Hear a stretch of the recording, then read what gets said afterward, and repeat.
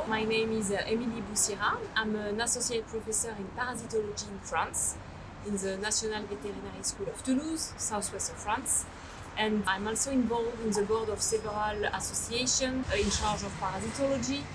For instance, EVPC, European Veterinary Parasitology, in which I'm the vice president, and ESCAP, for which I'm the president for France, and the guideline directors for the board of ESCAP Europe.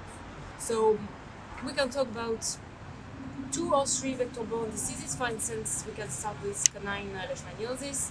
When I was a student back in the days, I remember we used to say that leishmaniasis was, localized in the southeast part of France. And now we can consider that this disease is endemic in the south, obviously with heterogeneous geographical repartition, but we have autochthonous cases in the south, and even colleagues, for instance, working around Paris, so more in the north of France, diagnose autochthonous cases of canine leishmaniasis. So obviously dogs are traveling with their parasites, and obviously vectors are also moving dogs. Another example, for instance, of babesiosis.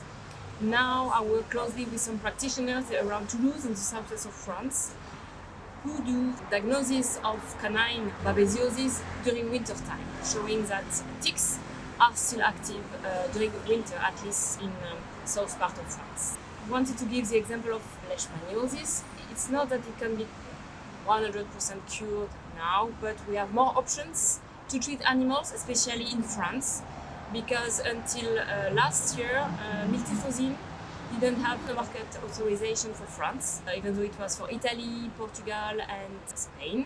But now it proposes another option to treat animals always associated with allopurino. So it's not that we can cure completely the dogs, unfortunately, but we have more options to be proposed to practitioners, I would say.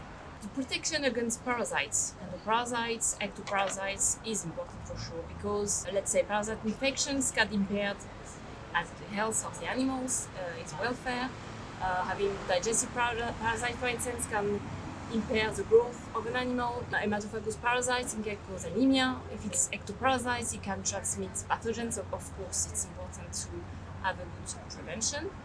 And acting on the reservoir, acting on the animals, is the only way to prevent transmission of zoonotic parasites to their owners and to humans in general. I gave the example of babesiosis, which usually mostly diagnosed in spring or in autumn, and now we have cases all year long, at least in the south part of France. So I can give the example of probably the most prevalent endoparasites of young animals, Toxoplasma canis in dogs, and Toxoplasma canis in cats. The infestation can lead to not a good growth of the animal, digestive problem, it can be diarrhea, it can be vomiting. So of course you will have an unhealthy animal during an important moment of their life, during their growth. So you want to get rid of these parasites. If we think of ticks, they can transmit a lot of pathogens to animals. It's probably the main vector of both, let's say, veterinary and human health significance.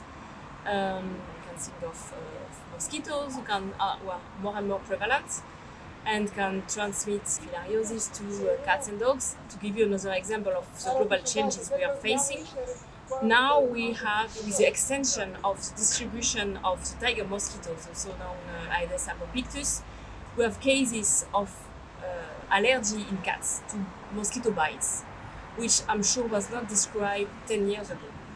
So it also shows that global changes, parasites are moving and induce new pathology to which practitioners were not faced before. And of course, mosquitoes, they can transmit pathogens to cats and dogs.